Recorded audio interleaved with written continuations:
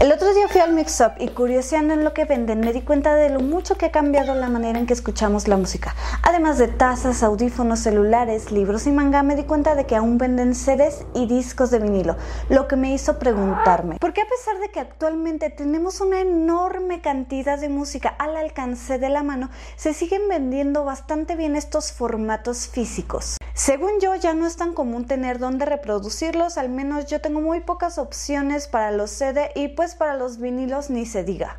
Y es que desde tiempos remotos el ser humano ha tratado de construir nuevos artilugios para tratar de capturar el sonido. Desde que en el año de 1857 el francés Edward Leon Scott inventó y patentó el fonoautógrafo, inventos capaces de grabar y reproducir sonidos han desfilado uno tras otro, como el fonógrafo, el gramófono, el tocadiscos, el magnetófono, el radiocassette, el reproductor de CD o los reproductores de MP3, etc. Prometiéndonos formatos duraderos y un sonido de calidad que con el tiempo se han quedado en el olvido, hasta la llegada de los formatos digitales y la música en streaming. Así es, en este video vamos a hacer una comparación entre los formatos más populares como el vinilo, el CD y el streaming.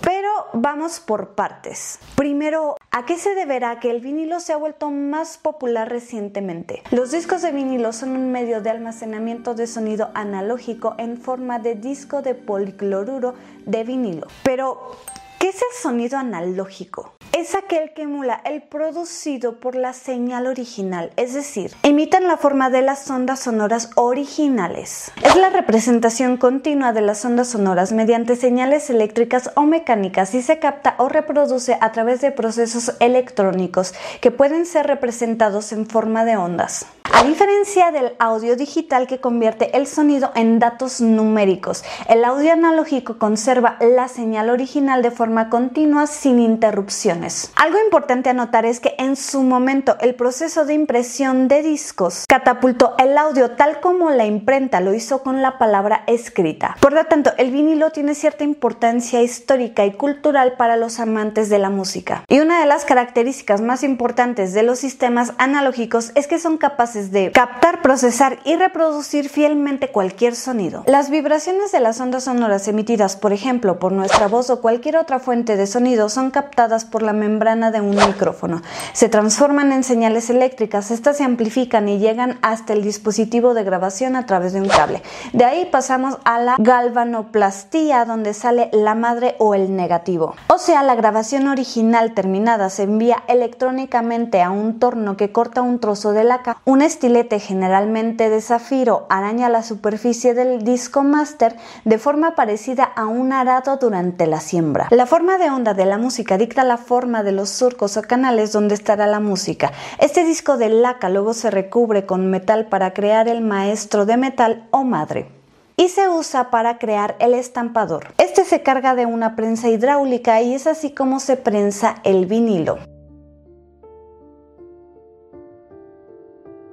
La aguja del tocadiscos sigue el surco y produce una señal eléctrica.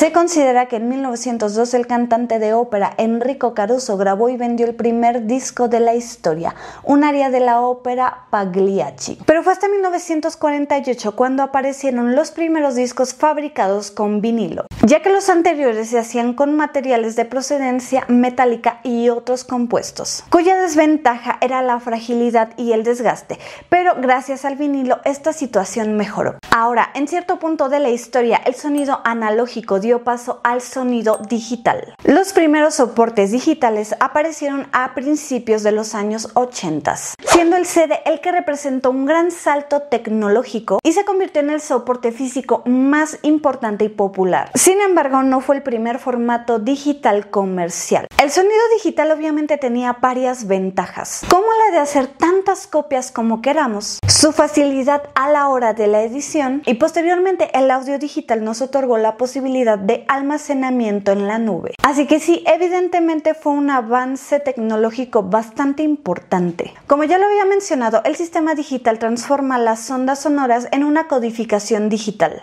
es decir, una secuencia continua de unos y ceros, a lo cual se le llama sistema binario, que se obtiene de dos procesos, el muestreo y la cuantificación digital de la señal eléctrica. El muestreo o sampling se realiza mediante los denominados conversores analógico a digital, circuitos que toman fotografías del sonido o de la señal original. Es decir, las muestras de la señal analógica se convierten en sistema binario, o sea, en números, unos y ceros, para crear una secuencia lo más similar posible a la original. La resolución de la conversión depende de la frecuencia de muestreo y la profundidad de bits. Por ejemplo, el audio con calidad de CD tiene una frecuencia de muestreo de 44.1 kHz. En otras palabras, el sonido se muestra a 44.100 veces por segundo. Para entender esto vamos a pensar en el concepto de una película que tiene 35 o 30 cuadros por segundo, y esos cuadros pasan tan rápido que tus ojos los unen y crean movimiento. El audio digital es lo mismo. A un momento de sonido se le toman muchas fotos, o mejor dicho, muestras. El estándar comercial o lo más común son 44.100 fotos a la onda sonora por segundo, por así decirlo. A estas fotos o muestras en formato digital se les conoce como samples, y cuando se ponen uno detrás del otro crean continuidad sonora. Estos samples los podemos notar en cualquier DAW, en este caso estamos en Audacity, ya que si le damos zoom a la onda sonora y observamos con atención, podemos observar estos pequeños puntos que son los samples o el muestreo.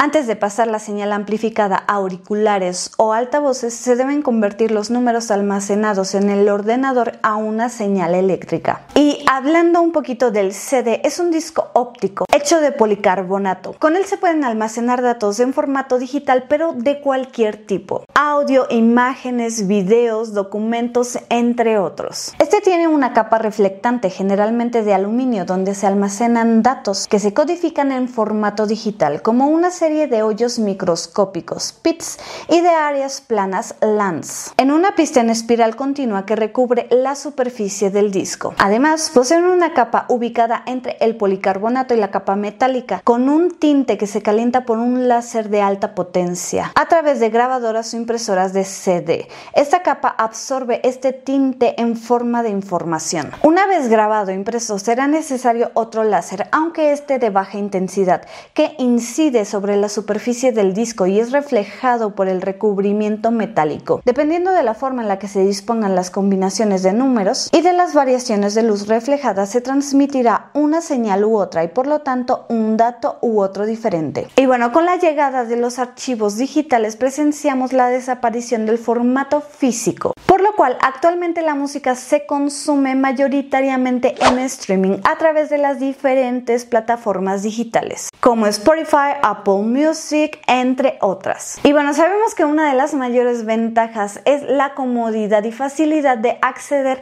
a millones de canciones al instante. Así, desde tu celular, solo necesitas ver un montón de anuncios o pagar una mensualidad. Bueno, gratis no es. Con todo esto en la mesa se genera un debate. ¿Qué es mejor, el vinilo por ser analógico o el CD porque es digital? Pero aquí también vamos a incluir a las plataformas de streaming porque pues también son digitales. A opinión personal, creo que cualquiera tiene sus ventajas y desventajas. Todo depende de tus prioridades. El vinilo, por ejemplo, tiene varias limitaciones físicas a considerar. Con el tiempo, las ranuras internas pueden disminuir el contenido espectral a comparación de las externas debido al desgaste. En una grabación analógica, un vinilo tiene información grabada que está en gamas de frecuencia que no son perceptibles directamente por el oído humano, pero a pesar de esto sí son percibidas por nuestro cerebro. Por esto es que muchos opinan que el audio analógico suena mucho más natural y fiel a la fuente original. Además, en ediciones de series largas se sabe que las primeras y últimas unidades no tienen la misma calidad, pues en las últimas copias, después de repetir el proceso tantas veces, sucede un leve deterioro acumulativo. Puede incluir distorsiones en frecuencias demasiado bajas o altas, por ejemplo, pero una de las más obvias también es el desgaste con su uso, pues para reproducirlo se necesita el rozamiento de la aguja. Dicho rozamiento puede llegar a oírse en caso de malas calibraciones. Además, con el tiempo la señal puede variar por el desgaste, la temperatura o el voltaje de la fuente de alimentación, la antigüedad de los componentes y muchos otros factores. Por su parte, el audio digital ofrece ventajas como la portabilidad, la comodidad y la ausencia de ruido de fondo. También la búsqueda, el almacenamiento y la organización de la música es mucho más sencilla en el ámbito digital. Sin embargo, tiene limitaciones a la hora de captar y procesar el sonido, ya que no puede realizar muestreos infinitos de la señal analógica, por lo que los cambios son un poquito más bruscos que al escuchar una grabación analógica, donde, como ya lo había mencionado, las variaciones son progresivas y graduales, manteniéndose la continuidad en todo momento porque es una señal eléctrica, siendo capaz de captar casi toda la información del sonido. Otra de las ventajas importantes del audio digital es que ofrecen más de 10 veces el rango dinámico que las grabaciones de vinilo. Volviendo al caso de los vinilos, las partículas de polvo que se introducen en los surcos del disco pueden provocar crujidos y chasquidos en la reproducción, que con el tiempo pueden quedar grabadas en el disco. Los archivos digitales y los CD no tienen estos problemas, ya que se leen mediante haces de luz y utilizan corrección de errores, aunque esto en teoría, porque todos sabemos que los CDs también se rayan. Sin embargo, algo de suma importancia es que a muchas personas precisamente les gusta esta imperfección del vinilo. Incluso se busca como a manera de nostalgia y bueno, pues ahí tenemos el ejemplo del lo-fi.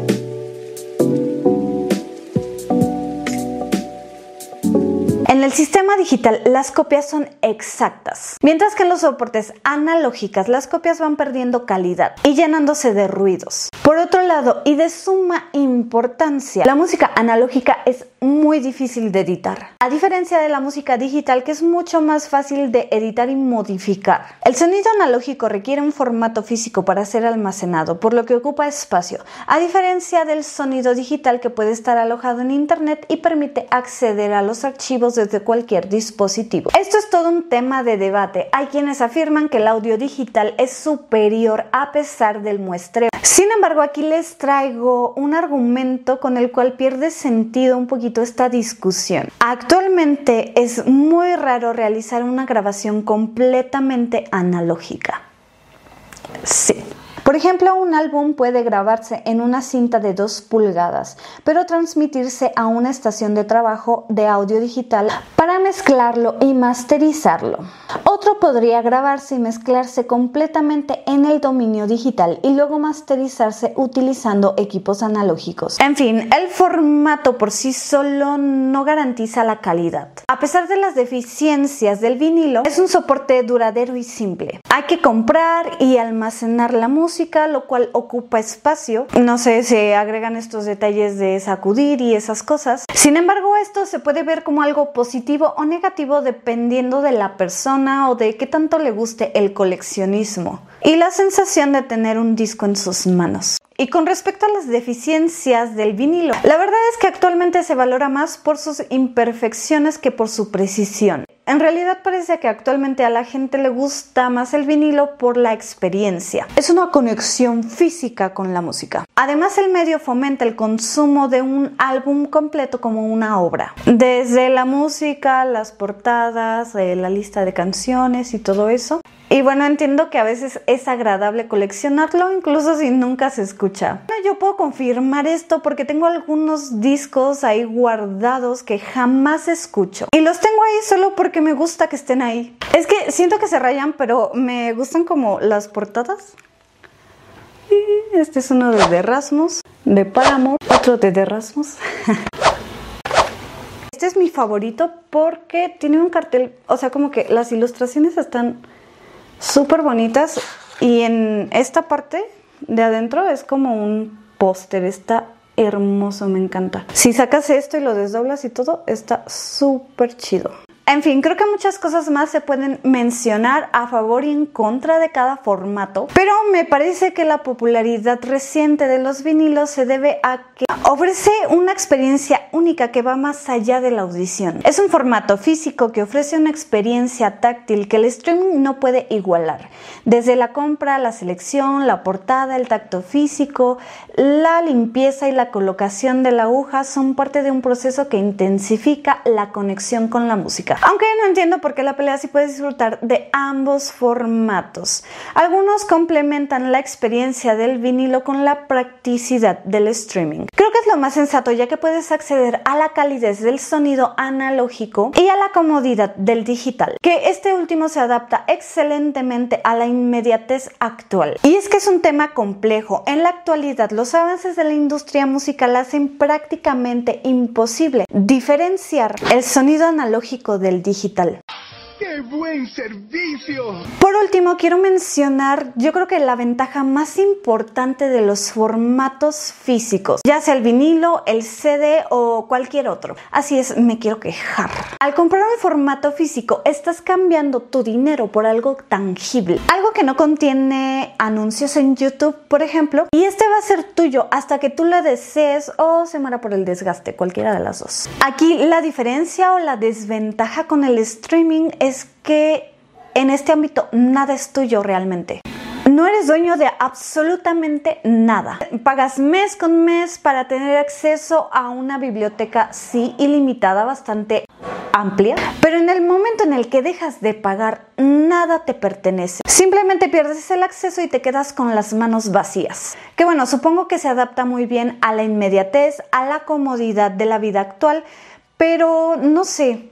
Me parece un poco injusto porque aparentemente no es mucho lo que hay que pagar, 150 pesos al mes, una cosa así. Pero a eso agrégale lo que ves de entretenimiento en películas, en series, pagando plataformas como Netflix, Amazon.